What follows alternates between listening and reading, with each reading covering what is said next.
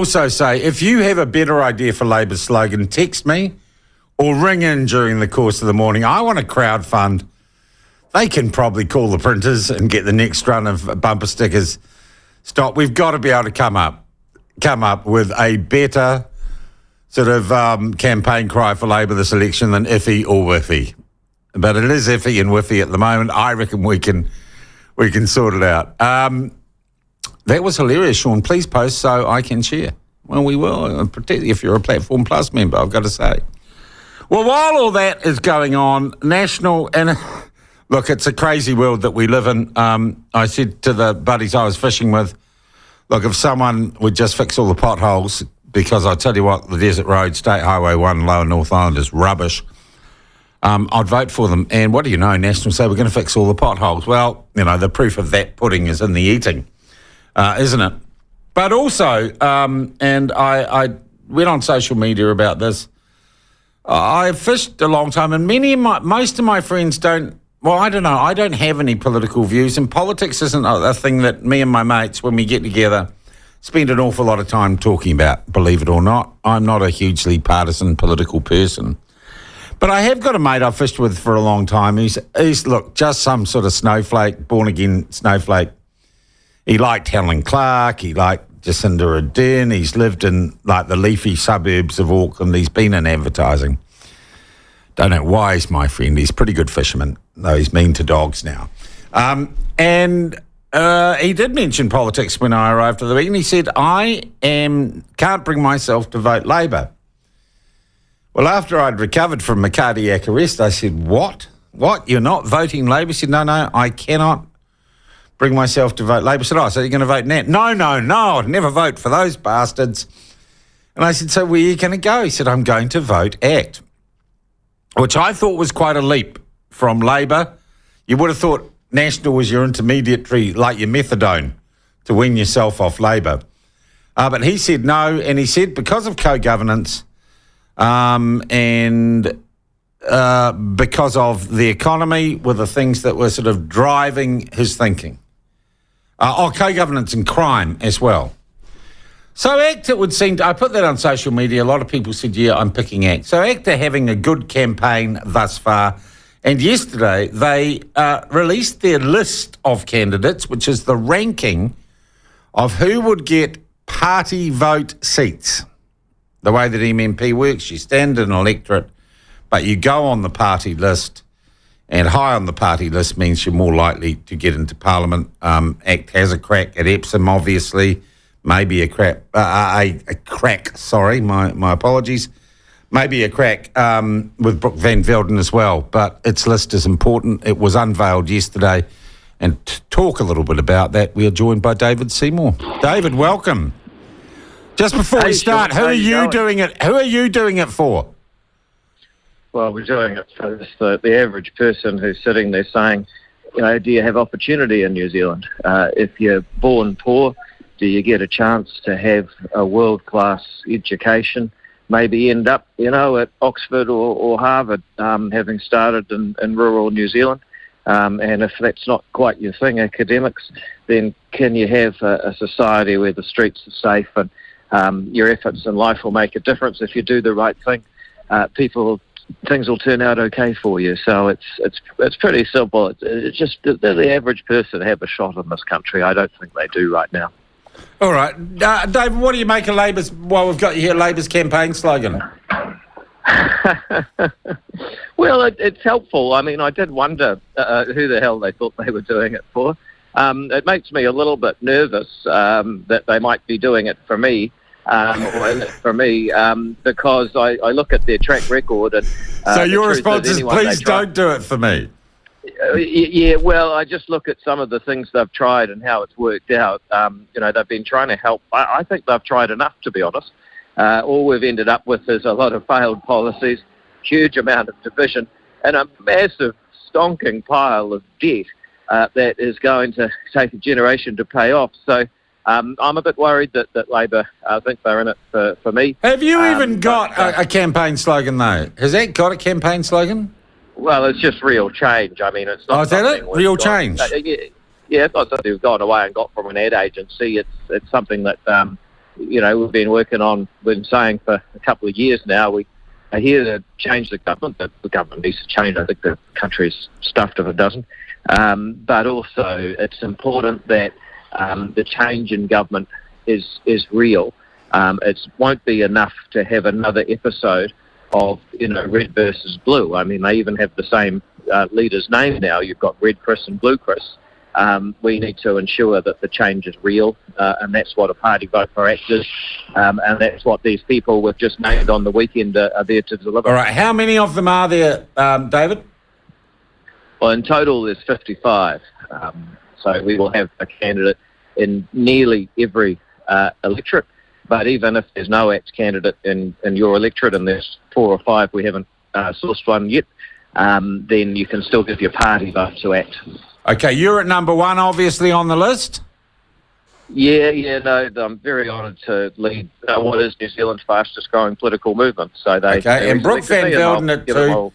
Have you had any movement in the top 10? And really, actually, you could probably say go further down than that now, the way you're polling. But you have had a couple of people leave or choose to leave, and some newbies coming in above people who are incumbent.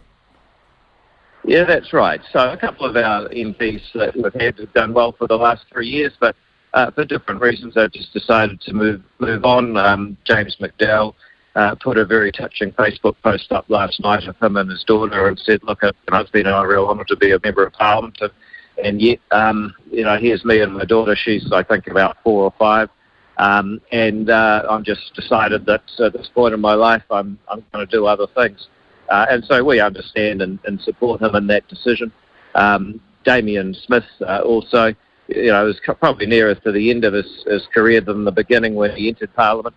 And he's also said, "Look, I'm going to, take the 3 years and give a valedictory speech and push on with my life, and good on him." So there's a couple that won't be standing again.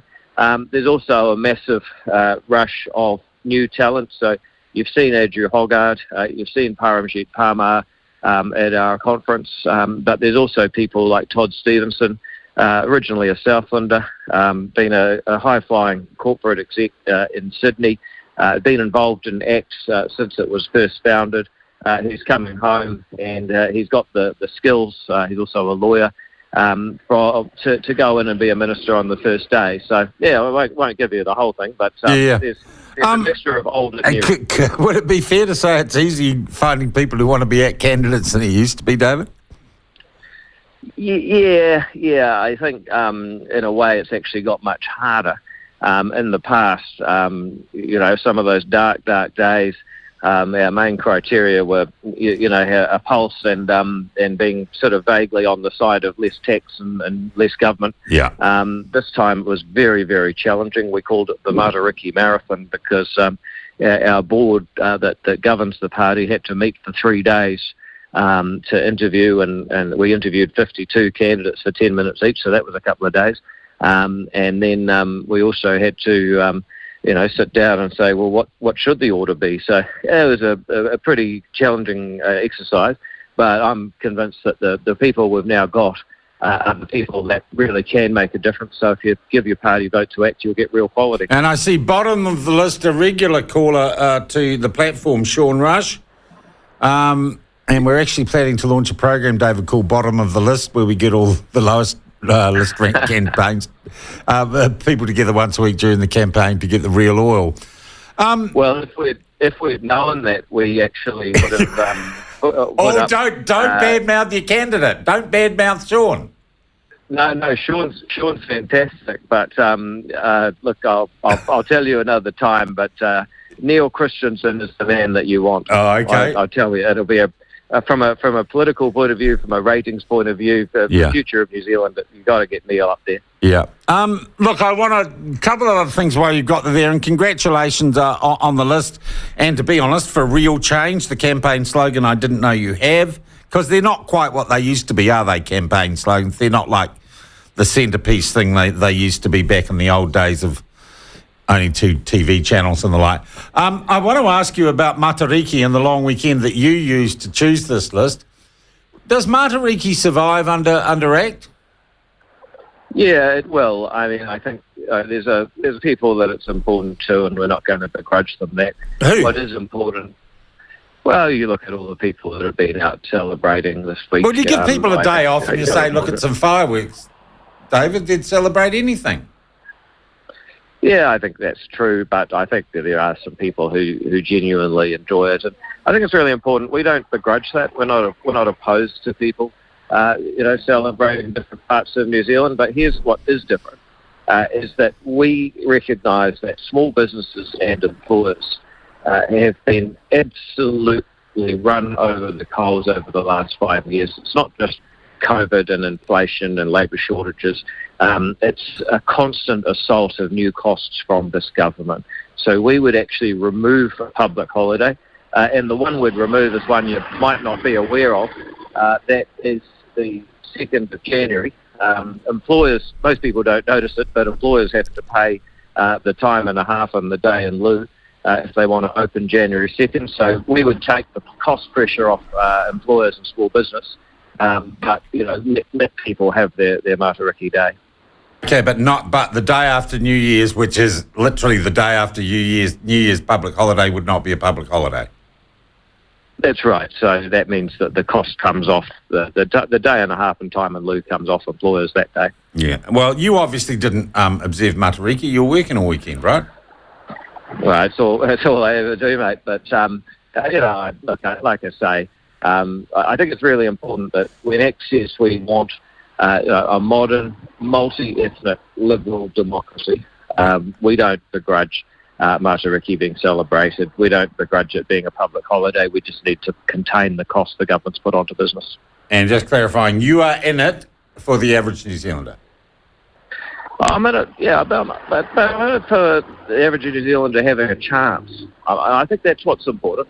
A lot of people feel that no matter what they do, they can't change the outcome, and that is why people get depressed. Yeah. Oh, look, also just quickly, Kerry Allen back at work, we understand today, and no ongoing from any of the stuff that swirled around here. Is that the right call? Well, I mean, it's a lot of speculation, so it's hard to know what the right call is unless you know the facts. I think what is worrying is that there doesn't seem to have been any attempt to discover the facts. I thought it was particularly interesting that the government actually dumped the news, not on any Friday afternoon, but on the middle of a long weekend. So this government that tells us that Matariki is a sacred and special thing actually also find it quite useful for dumping unpopular news. So I got a call from a few journalists on Friday night saying, what's going on here? They're pretty annoyed that the government's trying to hide stuff like this. Not a very sincere use of Matariki, I wouldn't have thought. But, hey, look, she's back. We have to take them at their word that, there's no real issues and she's apologised for what she has to. I think it would have been better and more honest to have an inquiry. But on the other hand, if people do the right thing in the ballot booth on October 14th, she's only going to be a minister for another 89 days, so Hakuna Matata. Thank you very much indeed, David. Thanks for your time this morning and for joining us. That is the ACT Party leader, David Seymour. So their campaign slogan, real change, which sounds to me like an underarm deodorant.